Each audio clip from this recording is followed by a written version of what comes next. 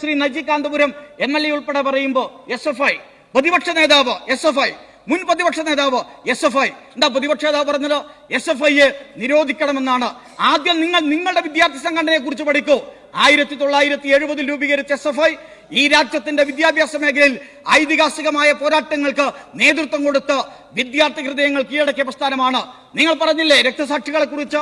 35 പേരാണ് SFI കൊടി പിടിച്ചതിന്റെ പേരിൽ നിങ്ങൾ KSUക്കാർ, യൂത്ത് കോൺഗ്രസുകാർ, MSFകാർ, RSSകാർ കേരളത്തിന്റെ കലാലയങ്ങൾ കൊല ചെയ്യപ്പെട്ടത്. നിങ്ങൾ കടാര താഴെ വെക്കാൻ പറഞ്ഞാൽ തന്നെ കേരളത്തിന്റെ ക്യാമ്പസുകളിൽ സമാധാന അന്തരീക്ഷം ഉണ്ടാകും എന്ന് തിരിച്ചറിയണം. ലഹരിയുടെ കാര്യം വരുമ്പോ ഞങ്ങൾ രാഷ്ട്രീയം പറയാൻ ആഗ്രഹിക്കുന്നില്ല. പക്ഷെ ലഹരിയുടെ കാര്യം വരുമ്പോ നിങ്ങൾ SFI ആണോ? നിങ്ങൾ ആദ്യം KSUവിനകത്തെ ലഹരി കലാപത്തെ അവസാനിപ്പിക്കാൻ ശ്രമിക്കുക. KSUവിന്റെ പ്രവർത്തനങ്ങൾ ക്യാമ്പസിനകത്ത് എന്തോ എന്നുള്ളത് ദിവസങ്ങൾക്ക് മുന്നേ മാധ്യമങ്ങൾ റിപ്പോർട്ട് ചെയ്യുന്നുണ്ട്. അതുകൂടി കണ്ടുകൊണ്ട് നിങ്ങൾ ആദ്യം നിങ്ങളുടെ വിദ്യാർത്ഥി സംഘടനയാണ് കാര്യങ്ങൾ പഠിപ്പിക്കേണ്ടത്. നിങ്ങൾക്ക് SFIയുടെ ക്ലാസ് വേണ്ട. ആർക്കും കയറി കൊട്ടാൻ പറ്റുന്ന ചെണ്ടയാണ് SFI എന്ന് നിങ്ങൾ ധരിച്ചും പോകരുത്. അതിശക്തമായി ലഹരിക്കെതിരായ പോരാട്ടങ്ങൾ ഏറ്റെടുത്തുകൊണ്ട് SFI ഉണ്ട്, DYFI ഉണ്ട്, നവാസ പോലുള്ള മികച്ച ക്യാമ്പയിനുകൾ ഏറ്റെടുക്കുന്നുണ്ട്. ലഹരിക്കെതിരായി ശക്തമായ ക്യാമ്പയിനുകൾ മുന്നോട്ട് വെക്കുന്നുണ്ട് എന്ന യാഥാർത്ഥ്യം നമ്മുടെ മുന്നിലുണ്ട്. ഇവിടെ പ്രതിപക്ഷാംഗങ്ങൾ സംസാരിക്കുമ്പോൾ പറഞ്ഞു എല്ലാ കാലത്തും പോലീസ് മികച്ചതാണ്. കേരളത്തിലെ പോലീസ് നിങ്ങളുടെ കാലത്തുള്ള സംവിധാനം എന്താ? ജിഷ വധത്തെ കുറിച്ച് ഇവിടെ സംസാരിച്ചല്ലോ. ചെരുപ്പ് തൂക്കിയിട്ട് നടത്തിയ നാടകങ്ങൾ പിണറായി വിജയൻ കേരളത്തിന്റെ ആഭ്യന്തരമന്ത്രി ആയതിനു ശേഷമാണ് ആ കേസ് കൃത്യമായി തെളിയിച്ചത് എന്ന് നമ്മുടെ മുന്നിലുണ്ട്. വാളയാറിന്റെ അമ്മ ഇവിടെയുണ്ടല്ലോ. വാളയാറിന്റെ അമ്മയോട് മാപ്പ് പറഞ്ഞ പ്രതിപക്ഷ അംഗങ്ങൾ, നിങ്ങൾ വാളയാർ കേസ് പറഞ്ഞ് ആരെയാണ് വേട്ടയാടാൻ ശ്രമിച്ചത്? കേരളത്തിന്റെ ജനപ്രിയനായ മുഖ്യമന്ത്രിയെ. ധർമ്മടത്ത് കുഞ്ഞുടുപ്പ് ചിഹ്നത്തിൽ നിങ്ങൾ മത്സരിക്കാൻ ആ അമ്മയെ കൊണ്ടുവന്നു. ഇന്ന് കാര്യങ്ങൾ തെളിഞ്ഞിരിക്കുന്നില്ലേ? വാളയാർ അമ്മയ്ക്ക് വേണ്ടി പ്രസംഗിച്ച രാഹുൽ, നിങ്ങൾ കേരളത്തിലെ മുഖ്യമന്ത്രിയോട് മാപ്പ് പറയണം.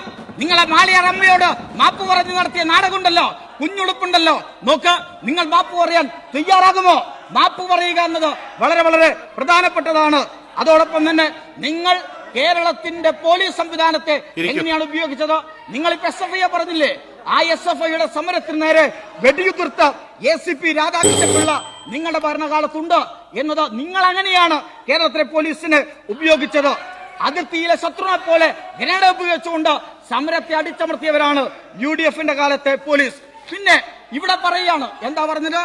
RSS. ആരാ RSSുമായി ചേർന്നത്?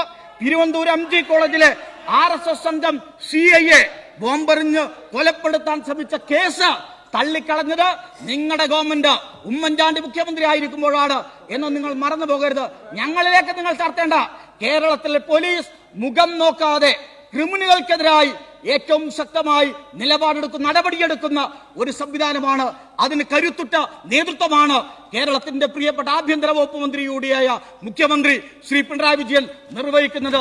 നമ്പർ 1 ആണ് കേരള പോലീസ്, നമ്പർ 1 ആണ് കേരളത്തിന്റെ ആഭ്യന്തര വകുപ്പ് എന്നത് നിങ്ങൾക്ക് തന്നെ സമ്മതിക്കേണ്ടതായി വരുന്നുണ്ട്.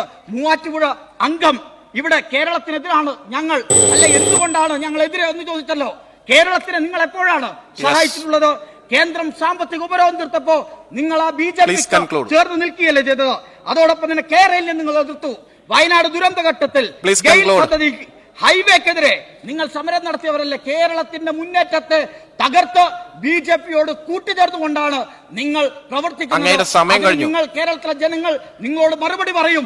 മൂന്നാമതും കേരളത്തിൽ ഇടതുപക്ഷ ജനാധിപത്യ മുന്നണി ഗവൺമെന്റ് അധികാരത്തിൽ വരുമെന്ന് കൂടി സൂചിപ്പിച്ചു.